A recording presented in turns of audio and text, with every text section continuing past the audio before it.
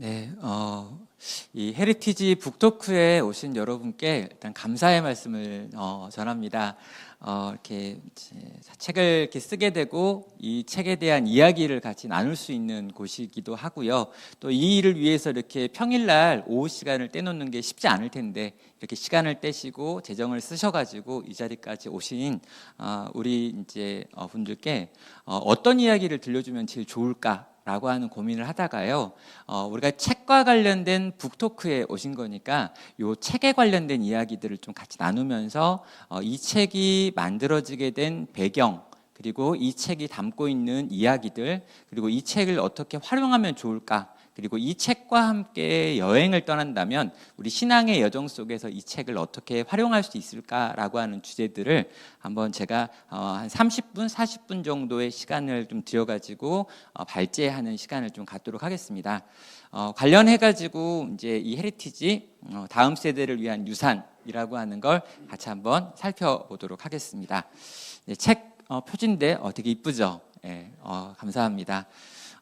오늘은 이런 방식으로 제 이야기를 좀 정리해 보도록 하겠습니다. 이 헤리티지가 나오기까지의 좀 배경 설명이 필요합니다. 책에 간단하게 앞부분에 적기도 했는데요. 기본적으로 이제 코로나19라고 하는 이 감염병의 시기가 온 다음에 이 교회 공동체에서 하던 신앙 교육이 약간 스톱이 되어버리는 상황을 경험했습니다.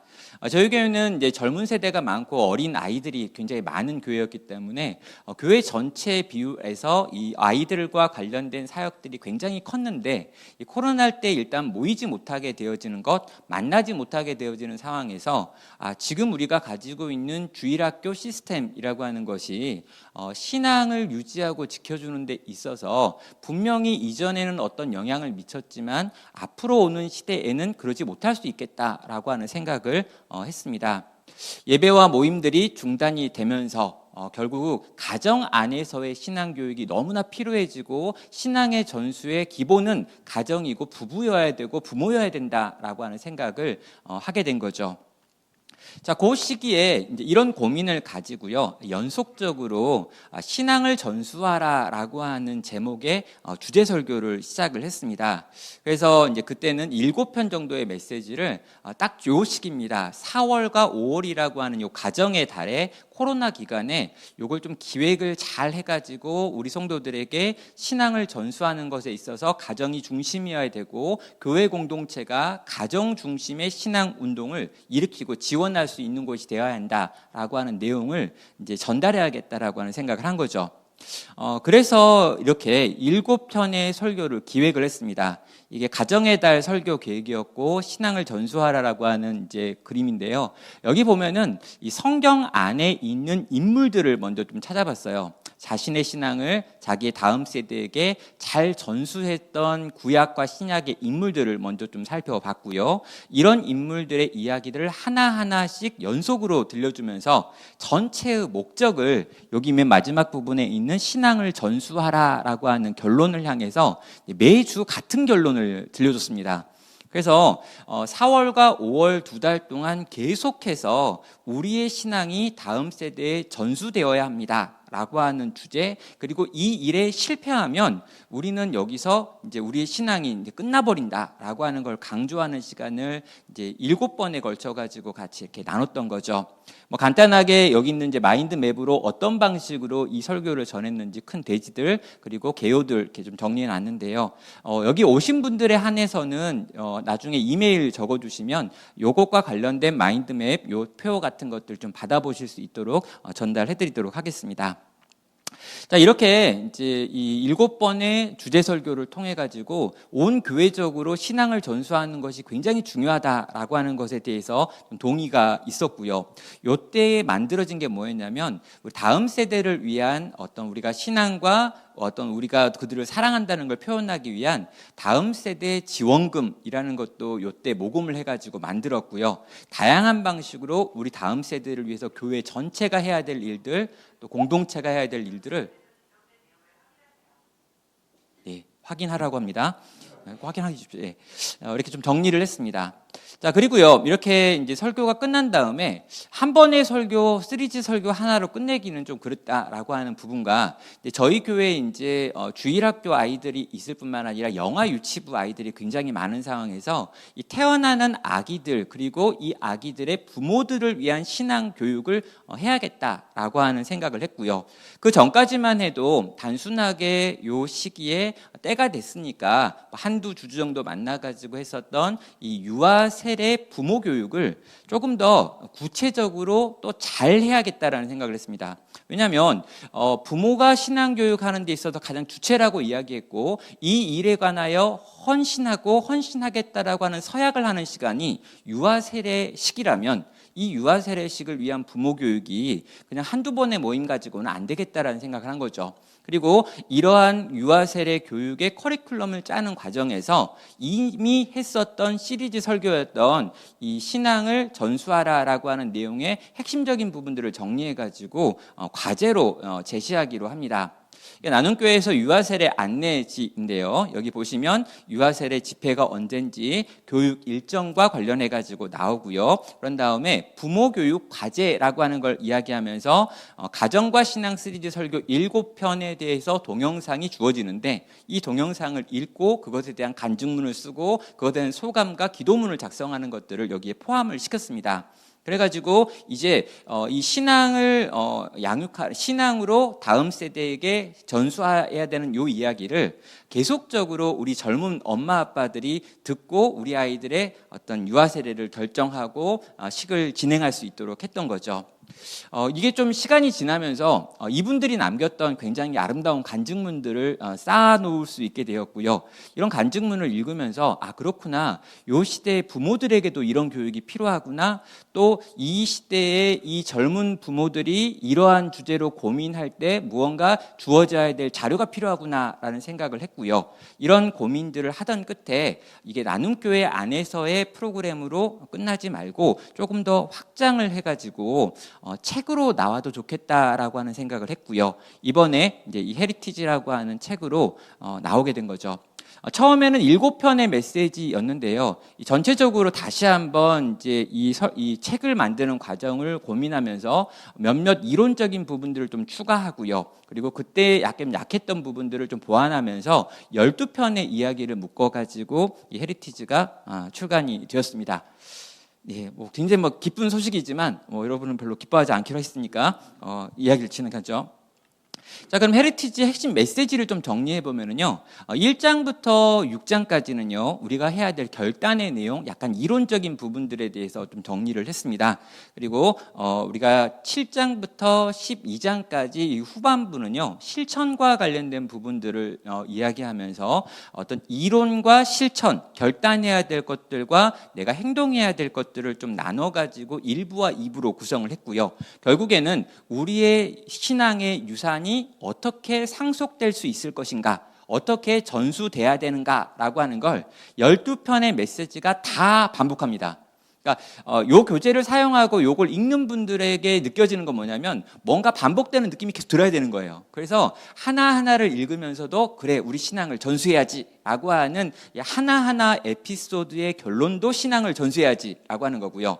마지막 1부터 12까지를 차근차근 읽고 결론에 도달해도 그래, 우리의 신앙을 어떻게 전수할 수 있을까 라고 하는 질문으로 이어진다면 요 교재를, 이 책을 바르게 읽으셨다라고 볼 수 있습니다.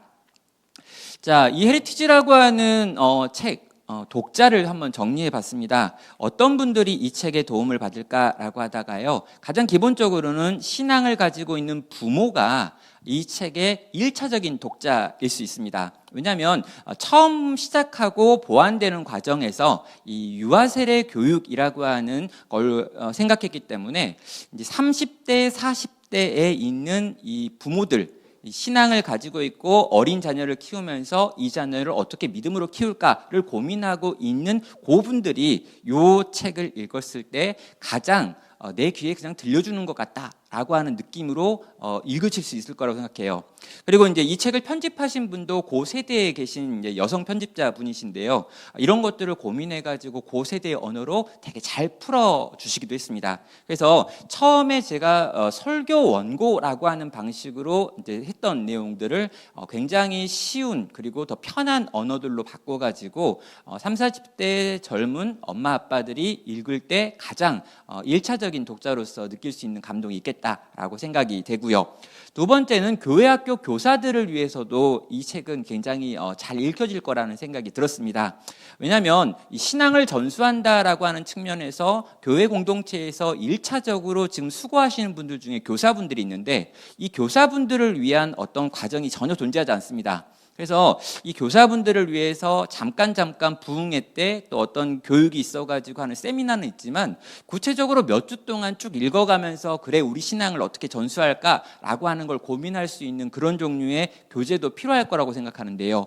그 부분에 있어서 이 책은 우리가 일하고 수고하고 있는 이유에 대한 것들을 좀 나눌 수 있기 때문에 굉장히 좋을 것 같습니다. 그리고 교회의 리더, 교육자들이죠. 교회의 미래를 만약 고민한다면 지금 굉장히 고령화되어지고 있는 이 교회의 문화를 보면서 어떻게 하면 이 교회가 젊어질 수 있을까라고 생각할 때요. 여러분, 가장 이 아이들의 신앙 교육에 관심이 있는 세대가 지금 30, 40대 부모 세대인데 이 부모 세대에게 자녀의 신앙 교육과 양육과 어떤 신앙 전수에 대해서 고민하지 않고 말하지 못하는 사역자라면 영향력이 없을 수밖에 없는 거죠. 그러니까 뭔가 거대한 이야기는 들려주지만 가장 고민하고 있는 그 주제에 대해서 아무 말도 할 수 없고 아무 이야기도 들려주지 않는 목회자라고 할 때요. 성도들, 특별히 고세대의 성도들은 굉장히 우리 목사님은 저 멀리 계신 목사님이다라고 느끼겠죠. 전 그런 의미에서 교회의 영적인 리더와 설교하시는 분들 역시 여기 나와 있는 몇 가지 주제들을 가지고 연속으로 설교도 해보실 수 있었으면 좋겠고요. 여기 있는 주제를 가지고 다양한 방식의 새로운 어떤 역할, 메시지를 좀 접목해가지고 전하실 수도 있을 텐데 그때 도움이 될 것 같습니다. 그리고 기본적으로 이제 모든 성도, 이건 좀 책을 팔아야 되기 때문에 요 앞에 있는 분들로만 책을 팔아서는 뭐 많이 안 팔릴 것 같으니까요. 모든 성도도 다 읽으면 좋다. 기본적으로 이게 왜냐하면 이 12편의 메시지 전부가 나눔교회 강단에서 선포됐던 말씀이기 때문에 이 어떤 특별한 어떤 분들을 향하여 포커싱이 되어 있긴 하지만 전반적으로 대예배 시간에 앉아있는 모든 어른들이 대상이었습니다. 그래서 이제 마지막 설교 같은 경우에 12장 같은 경우를 가면은요, 우리 교회에 있는 모든 어른들한테 하는 메시지인 거죠. 우리 어른들이 우리 다음 세대를 바라보면서 썩어지는 낙엽이 되어 주십시오. 썩어지는 미랄이 되어 주십시오. 정말 그 세대가 살아날 수 있도록 우리가 흩어지고 사라지는 존재가 되어 달라고 하는 이런 이야기들은 교회 전체를 향해서 했던 메시지고 우리 어른들에게 꼭 들려주고 싶었던, 나누고 싶었던 이야기이기도 합니다. 자, 이렇게 헤리티지의 대상 독자들을 좀 이렇게 정리해 봤는데요. 그러니까 가장 처음에 시작하는 이 신앙의 부모가 가장 1차적으로 영향을 받는다면 이 흐름이 점점 커져가지고 모든 성도에게도 또 교회 전체의 분위기가 어떤 복음을 전수해야 됩니다라고 하는 이야기로 나아갈 수 있을 때 이 전체 책이 쓰여질 수 있고 책에 있는 메시지가 나눠질 수 있습니다. 자, 이 책을 활용하는 방법도 한 3가지 정도 한번 정리를 해봤는데요. 첫 번째는 이 부부가 함께 읽기라고 하는 방식으로 좀 도전을 합니다. 왜냐하면 저희가 이제 이 헤리티지 책 표지를 보시면은요. 여기 엄마가 자녀에게 뭔가 이야기하면서 신앙을 전수하는 이야기는 우리가 종종 보거든요. 근데 일부러 아빠가 여기 딱 들어가 있습니다. 이게 신앙의 전수에 있어서 아빠의 역할이 너무너무 중요하다라고 하는 거고요.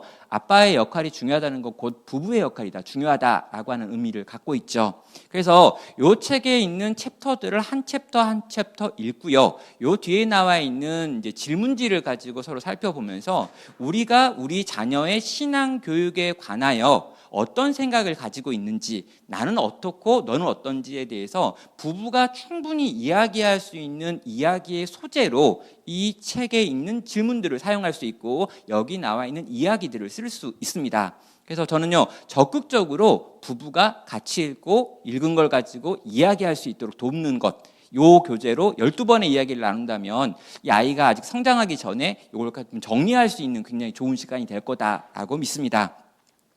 두 번째는 교회 공동체 안에서 소그룹 나눔을 위해서 쓸 수 있는데요.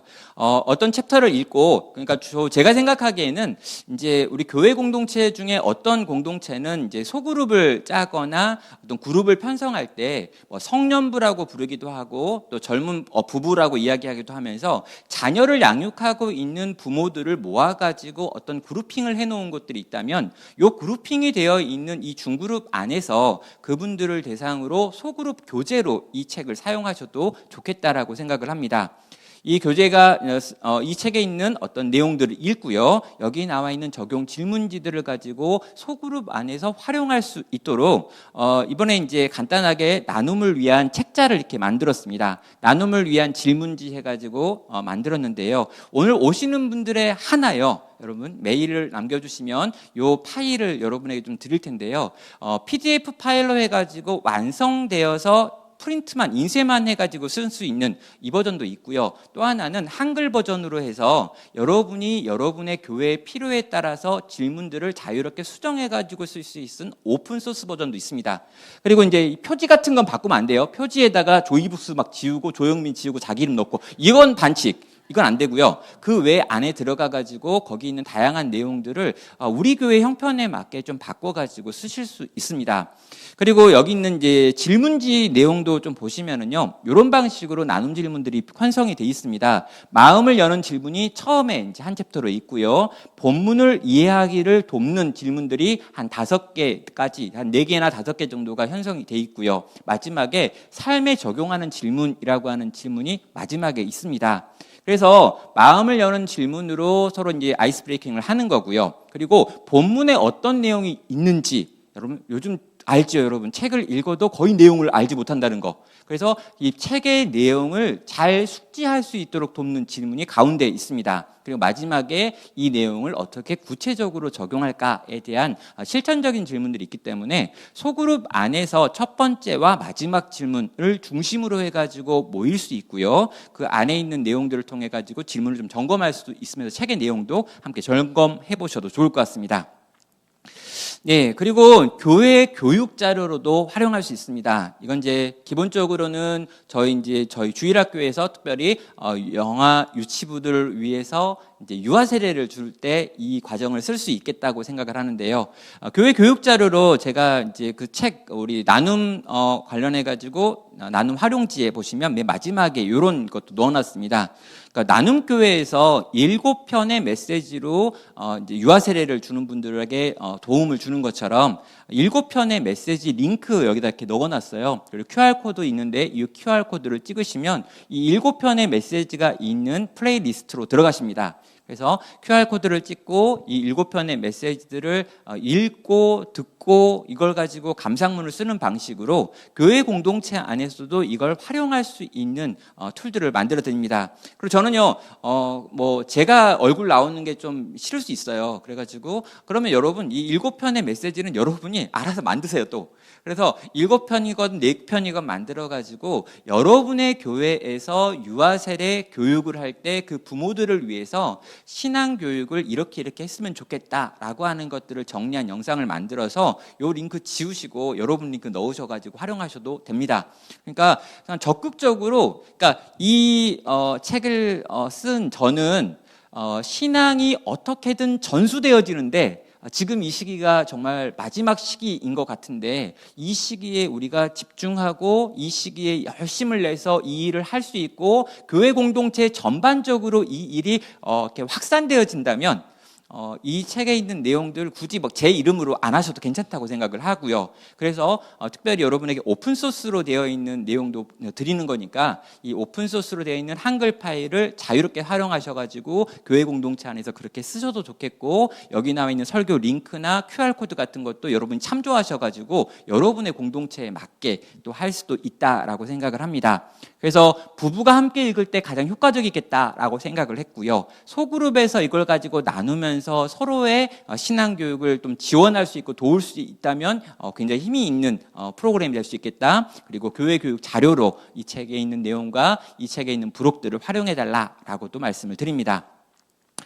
이 책을 읽으면서 함께 좀 고민하셔야 될 부분은 이 부분인데요. 가치관과 관련해 가지고 좀 점검을 하셔야 합니다. 나는 신앙을 다음 세대에게 전수해야 하는 가장 중요한 가치로 생각하는가라는 질문이 이 12편의 메시지에서 계속 나와요. 정말 신앙을 나는 중요하게 생각하는가? 그러니까 지금 돈보다 신앙이 더 중요하다라고 이야기했는데 진짜 돈보다 신앙을 더 중요하게 여기는 건가라고 하는 질문이 계속해서 나옵니다. 그리고 이 부분이 정립되지 않으면 이 뒤에 뭐 신앙 교육 이런 것들은 다 부차적인 문제가 되겠죠. 그래서 우리가 가진 가치관에 관련된 점검 필요하고요. 또 가정이 신앙 교육의 중심에 있다라고 하는 이야기도 반복적으로 좀 하고 싶습니다. 그러니까 주일학교 교육 시스템에 모든 걸 맡기지 말라는 거예요. 정말 이 가정의 신앙의 주체는 나고 너다라고 하는, 그리고 우리다라고 하는, 우리 가정이다라고 하는 걸 가지면서 가정에서의 신앙 교육을 어떻게 할 수 있을지 같이 고민하는데 우리 시간들을 쓰다라는 거죠. 그리고 마지막으로 교회 공동체의 역할도 분명히 중요합니다. 한 아이가 제대로 크려면 마을이 필요하다고 하는데요. 저는 교회가 필요하다고 생각해요. 그리고 교회가 적극적으로, 또 교회의 어른들이, 저는 이 교회 어른이라고 말할 때 제가 생각하는 어른 누구냐면요, 교회 중직자들이에요. 그러니까 중직자라고 말하면 또 그러면 장로님들, 그러니까 교회의 어떤 정책을 결정하시는 분들이 요 책 좀 이렇게 필독했으면 좋겠어요. 그러니까 제발 좀 어떻게든 우리 이 애들과 우리 다음 세대를 살리는 게 너무 중요하다라고 하는 걸 말로만 하지 말고 좀 구체적으로 그분들이 표현하고 그분들이 그런 정책에 반영해야 되는데, 그러려면 제가 생각하기에 뭔가 도전이 되어지는 메시지가 필요하다고 생각하거든요. 그런 의미에서 이 공동체적인 책임이다. 우리 신앙 교육은 가장 중요한 이 공동체가 붙잡아야 될 어떤 가치 중에 하나다라고 하는 이야기를 끊임없이 이 책을 읽으면서 나누어도 좋겠다라고 생각을 합니다. 자, 여기까지가 이제 주로 제가 책에서 하고 싶었던 말이고 책을 통해서 나눴던 말이라면요. 마지막에는 이제 약간 이제 우리 이종필 목사님이 저한테 요구했던 게 뭐냐면 뭔가 좀 감동을 좀 넣어라 그러더라고요. 그러니까 너무 이렇게 내용만 전달하지 말고 뭐 책은 어차피 다 읽을 거니까 여기 온 사람들이 그것만 원하는 건 아니야. 그러면서 좀 감동적인 뭐 스토리를 좀 넣어가지고 다 울리고 뭐 이래야 된다. 이래가지고 제가 웃기는 건 은사가 없거든요. 그래가지고 울리는 쪽으로 간다면, 여러분 그러면 이제 물어보고 싶은 게 이런 거잖아요. 이런 책을 쓰면 대부분 이제 어떤 독자들은 이 책을 쓴 어떤 작가는 굉장히 이 부분에 있어서 잘했나 보다. 그래서 뭐 이렇게 자녀 교육과 관련된 책을 썼으니 자녀들이 신앙적으로 굉장히 잘 돼 있고 뭐 학교도 좋은 대학 들어가고 뭐 결혼도 잘하고 뭐 이래가지고 자랑할 게 많구나. 뭐 이렇게 믿음의 집안, 뭐 로얄 패밀리 이런 걸 만들었겠구나라고 생각하실까봐. 여러분 이제 이 책 끝까지 읽어보면 맨 마지막에, 원래는 앞부분에 넣으려고 그랬는데요, 앞부분에 넣으면 아무도 책 안 살까봐 제가 앞부분을 못 넣고 마지막 끝에 넣었어요. 뭘 넣냐면 우리 집에 있는 두 아이가 영적인 사춘기를 굉장히 길게 오래 심각하게 보내고 있다라고 하는 내용이었습니다. 저희 자녀들이 지금 굉장히 큰 사춘기를 지금 보내고 있습니다. 저희 딸이 지금 이제 대학교 2학년이거든요. 대학교 2학년인데 제 딸도 지금 한 6개월 정도, 지금 7개월 정도 교회를 멈췄습니다. 그리고 이제 교회를 지금 안 다니고 있어요. 담임 목사 딸인데. 그래서 막 제가 담임 목사 딸이 그럼 되겠니 그랬더니 자기가 지난 5년 동안 진지하게 신앙에 대하여 숙고해 본 결과 나라고 하는 사람은 이 신앙과 어울리지 않는다라고 하는 결론에 도달했다며, 이것은 내가 잠깐 마음이 움직인 게 아니라 확고부동한 오랜 생각과 고민과 숙고의 결과니 부모는 나에게 동의해달라고 요구했습니다. 눈물을 흘리면서 아주 단호하게. 그래서 알았다. 그래가지고 잠깐 쉬면 올 줄 알았는데 지금 7개월째 계속 방황 중에 있습니다. 그럼 저희 둘째는 괜찮냐? 아니요. 저희 둘째는 지금 4년 정도 지금 쉬고 있습니다. 민망해요, 정말 우리 성도들한테. 우리 성도님들이 가끔 물어봐요. 딸은 어디 있는지, 아들은 어디 있는지. 잠깐만 기다리시면 올 거다라고 얘기하는데, 아무튼 긴 사춘기를 보내고 있습니다. 여러분 제가 이 책에 이런 헤리티지라고 하는 주제를 쓴 이유는 내가 이렇게 잘했으니 너도 이렇게 잘해볼래? 라고 말하는 게 아니에요. 내가 못해서 이건 너무너무 부끄러운데, 그러나 그럼에도 불구하고 이 주제는 너무 중요하니 이 주제 꼭 한번 고민해봐라 라고 하는 마음으로 이 주제 이야기들을 나눴죠. 제가 생각하기에요, 이거예요. 결과는 하나님께 기대하는 바가 있어요. 하나님께서 언젠가 돌이키시겠지. 왜냐하면 저도 그랬거든요. 우리 아버지도 목사인데 우리 아버지의 교육이 너무 싫었고요. 그래서 제가 서울로 딱 이렇게 이제 유학을 딱 온 순간 제일 먼저 선택한 게 교회를 끊는 거였거든요. 그러니까 제가 제 딸을 보면서 되게 마음이 아프지만 어떻게 보면 저를 너무 닮은 거죠. 그러니까 저도 지방에 있는 개척교회에서 고생하고 막 있었다가 서울에 오면서 처음 한 선택이 교회를 끊는 선택이었고 1년 반 동안 아주 방탕하게 즐겁게 세상을 누렸거든요. 그 이야기를 설교 시간에 안 했어야 됐는데 저희 딸이 그 설교를 듣고 감동을 받아가지고 지도 그래도 되는 줄 아는지, 같이 안 살면 되는데 같이 살면서 지금 그러고 있어요. 근데 아무튼 저는 이제 그런 생각하는 거죠. 일단 결과는 내 영역이 아니지만 나는 과정에 충실하리라. 그래서 오늘 내가 해야 될 목사로서 신앙을 가진 아버지와 어머니로서 우리의 역할을 하자라고 생각을 합니다. 소망이 있어요. 뭐냐면요, 우리 주님께서 반드시 당신의 때 당신의 방식으로 나를 찾아온 것처럼 내 아이들에게도 찾아올 거다라고 하는 기대이고 소망이고, 그걸 품고 오늘 또 이제 가는 거죠. 저는 이제 우리 교회 안에 있는 성도들한테 꼭 그 이야기 해줘야 되는 것 같아요. 믿음이 좋은 권사님이 계신데 그 아들이 교회 안 나와요. 믿음이 좋은 어떤 집사님이 계시고 또 장로님이 계신데 그 집안의 자녀들은 전혀 그런 모습을 보이지 않습니다. 예전에 제가 젊었을 때는요, 어렸을 때는요, 어떻게 살았길래 저분들의 자녀가 저런가. 그런데 막상 우리 아이가 이제 그런 걸 보니까 잘 살아도 그럴 수 있어요. 복불복입니다. 어떤 집은요, 진짜 대충 했는데 애가 너무 신실해. 이유를 모르겠어요. 근데 또 어떤 집은요, 진짜 신실했는데 애는 이상해. 복불복은 좀 성경적 표현 아니네요. 아무튼 그래요. 그럼 어떡하냐고요. 그때는요, 하나님께서 하나님의 때 하나님의 방식으로 하나님의 일을 행하실 거야. 그분은 반드시 결과를 만드실 거고 나는 내게 주어진 오늘을 또 살아야지 라고 하는 이야기인 거죠. 그러면서 이 주제를 정리하고 싶다라고 생각했고요. 제가 생각하는 믿음을 전수하는 이야기, 그리고 어떻게든 전해져야 될 어떤 신앙과 관련된 이야기들을 어떻게 모여져 있는 여러 가지 것들을 정리해서 누군가에게 들려줘야지라고 하는 생각을 했습니다. 저는 이 헤리티지와 함께 여러분이 신앙의 여정을 좀 떠났으면 좋겠어요. 첫 번째는요, 성경 속에 있는 신앙 전수의 이야기, 신앙의 유산들에 대한 이야기들이 12편 들어있습니다. 그래서 이 이야기들을 읽으면서 같이 배우고 같이 감동을 받았으면 좋겠어요. 두 번째는요, 이 신앙과 관련해 가지고 이것들에 대한 이론과 실천이라고 하는 부분에 균형을 잡았으면 좋겠습니다. 우리 아이들은 말이 아니라 행동을 보고 선택을 보니까요. 우리 부모들이, 우리 교회의 리더들이, 교회의 교사들이 신앙에 대한 말로 끝나는 게 아니라 이 말을 구체적으로 실천하고 실행하는 것들을 보여주는 이야기에 이 책이 쓰여졌으면 좋겠고요. 마지막 세 번째는 낙엽 같은 어른이 되어라 라고 하는 12장 결론에 있는 말인데요. 다음 세대를 위해서 우리의 생명, 우리 어른들의 생명, 부모들의 생명과 기존 어른 세대들의 생명, 그리고 생명은 모든 걸 포함하죠. 시간도 포함되고 물질도 포함되고 우리가 가지고 있는 헤게모니라고 하는 것들도 다 포함되는 이야기죠.